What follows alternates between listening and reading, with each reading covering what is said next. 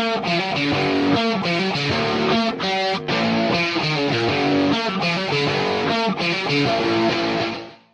everyone, Bigfoot, and I'm coming to you from Minnesota, the land of 10,000 ice rinks. That's right, it is frigid outside right now. When I just got out of my car to go get dinner a little bit ago, it was about 15 below, and it's supposed to get about 30 below tonight. Freezing. All right, so when I moved back to Minnesota, I knew what I could expect going into the most brutal season of the year in winter, but many of you will be starting your through hikes shortly, and you might be wondering, what can you expect when you start? And that's what we're going to talk about today. The top 10 things to expect when you start your Appalachian Trail through hike. All right, so we've really covered all of the things that you do to plan for your through hike. We've talked about what direction you're going to be going. We've talked about some planning and preparation, how to budget your through hike, how to navigate your through hike, the resources that are out there to help you navigate your through hike. We've talked about resupplying. We've talked about all kinds of different things, and now comes the time where you're ready and you're about to embark on your Appalachian Trail through hike. It's been a lot of planning, you've spent a lot of time, a lot of money, and you're freaking out. You have all these things racing through your head, and you don't know if it's normal, if it's not. You start doing some researching, you're on the web, you're on YouTube, you're watching videos, you're reading books. All right, take a deep breath. You are not alone. This happens to everyone, mostly everyone. Let's talk about what you can expect when you start your through hike. Expectation number one, Georgia is not as easy as it looks. So you've done your research, you've looked at Abel's guide, you've compared elevation profiles from Georgia to North Carolina to Tennessee up into Virginia, and then you start looking at the New England section and comparing to the whites and go, yeah, Georgia's not that bad. Well, I will tell you that many hikers are surprised about Georgia. As a matter of fact, many hikers hiking northbound thought that Georgia was the most difficult state until we got into the New England section. So if that doesn't tell you something. But really, personally, when I look back and reflect on the AT, if I ranked out the states from 1 to 14, I would probably rank Georgia somewhere in the basement of the top 10, like right around 9 or 10. However, again, a lot of folks are just not prepared for what they're about to embark on. Most hikers are carrying too much food, too much weight. Most hikers have never even hiked before, haven't done any research. Many hikers haven't stepped foot on the trail in a year or two. There's lots of reasons why people are surprised by Georgia. Sassafras is probably going to kick your ass, which is really the first real climb that you have. Blood Mountain, going up, is not going to be your worry. It's going down. Overall, when you get through the first 30-something miles to Neal Gap, 32 miles, you'll start to understand why about a quarter of the people that step foot on the AT quit after the first 32 miles. But I don't want to scare you. But I do want to just get you prepared and understand and mentally prepare that it's not going to be easy in the beginning. All right, expectation number two. Water is almost everywhere on the trail. As long as you look ahead and know where your resupply points are, you're not going to really have any issues with water. Now, it goes to say that it could be a possibility that you could be in a situation that you don't have any water and you're dehydrated because you skipped a few blue blazes and weren't paying attention. That's happened. Heck, it's even happened to me. There is plenty of water on the AT. Make sure you are looking ahead, know where your blue blazes are to go to your water resupplies, or where the streams that cross the AT cross, so that you can manage your water resupplies successfully. Third thing to expect, I brought too much. This happens to almost everyone. There aren't many hikers that don't change their pack and their contents of their pack much during their whole adventure. And most of them do some severe shakedowns in the first 30, 40 miles. When you are doing your finalization of your gear, make sure you just do your homework. Get an opportunity to go out there, test your pack, test your gear. Do you actually need everything? Are the essentials that you're bringing really truly essentials? Is there anything that you can live without? When you're looking at gear, it's really a balance between safety and comfortability and what you're willing to give up and what you are willing to live without. Number 4, I am so frickin' sore. You're about halfway through Georgia and you cannot believe how sore your body is, your ankles, your knees, and you think to yourself, man, I have about 2,150 more miles to finish my Thru-Hike. How am I going to be able to work through this? I will tell you, everyone is sore in the beginning, and it's really important that you listen to your body. It's important to understand the mileage that you're doing, what your limit is, and don't push it. Too many people start off way too strong and push the limits, and they end up getting injured, or they're so sore that they just decide to give up because it's not worth it. You're going to be sore, understand that, listen to your body, and make sure you make the best decisions on how your body feels, and make sure that you have an opportunity to really manage your miles in the beginning. Numero 5, I am always hungry. Hiker hunger. You guys have heard the term. Yes, it's real. It happens to everyone.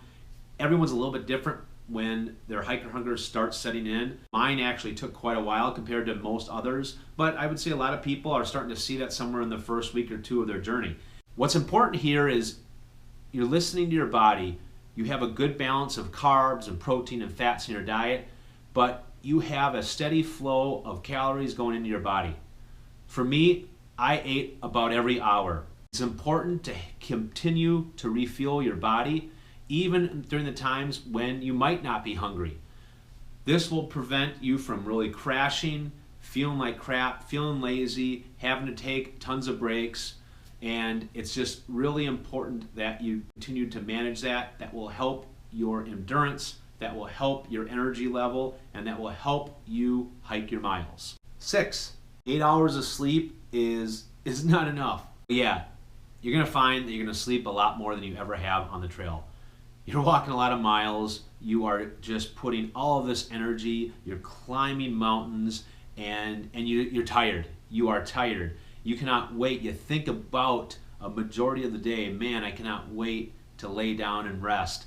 Well, you probably have heard the term hiker midnight. Hiker midnight really sets in whenever the sun goes down.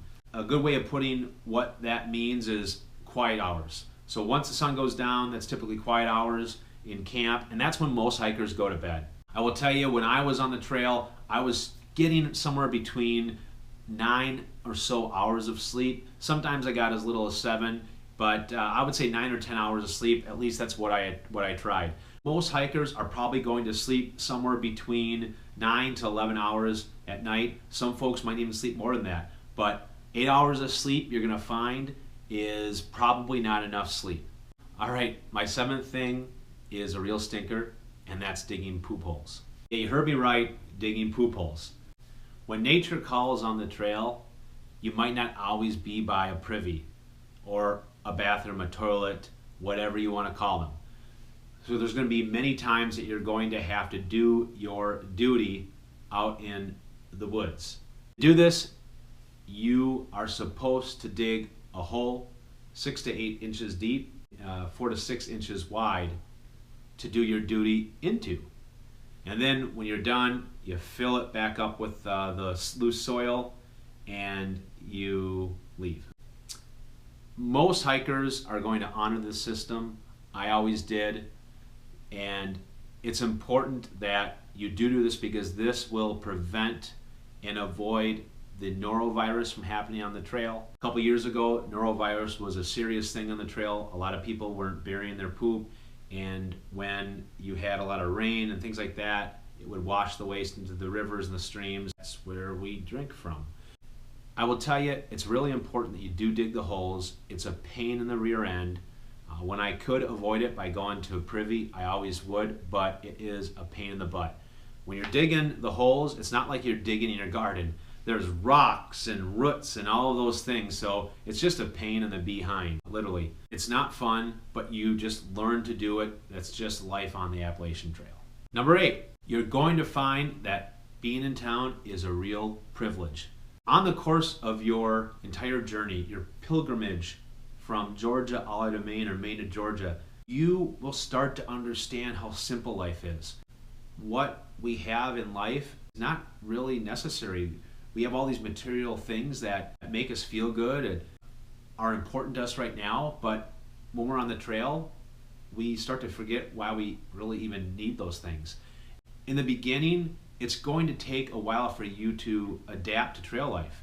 When you get into town, your first few times, you are going to be so happy because you have unlimited amounts of food and ice cream and pizza and big burgers.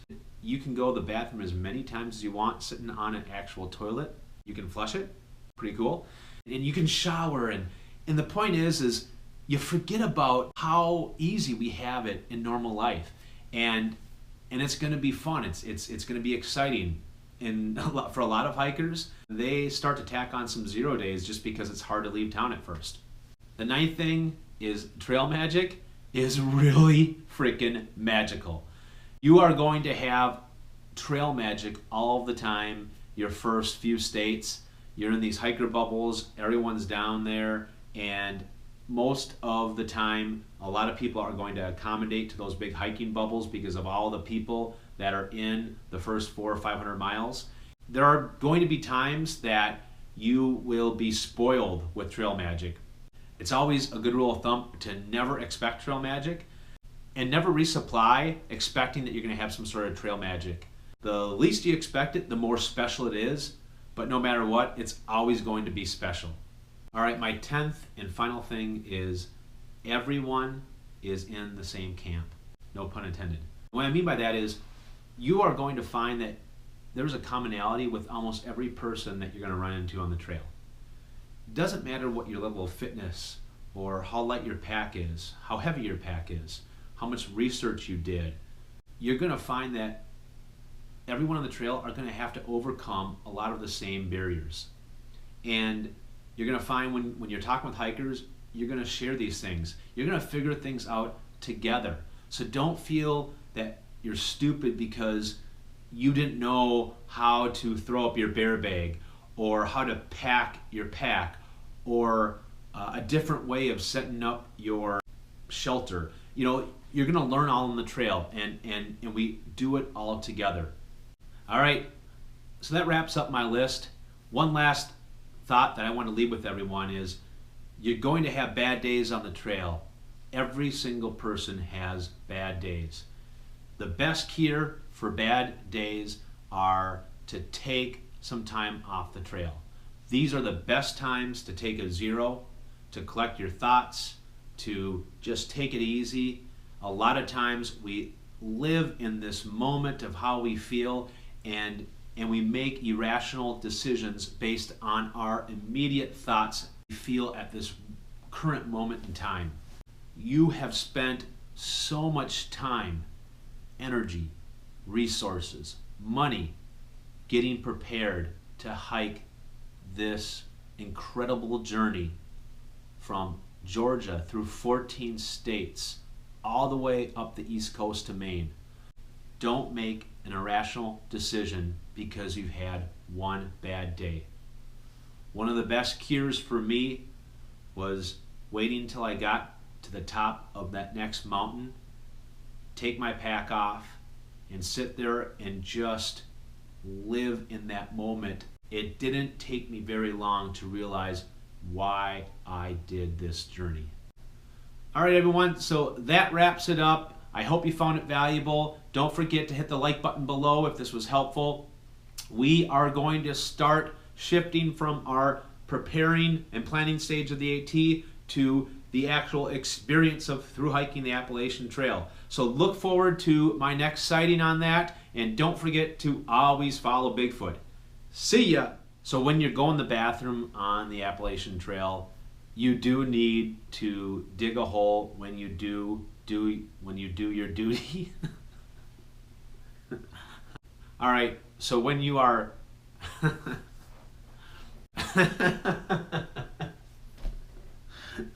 All right, so when you're doing your thing on the Appalachian Trail and you have to take a dump and there are no latrines, there are no restrooms, there are no...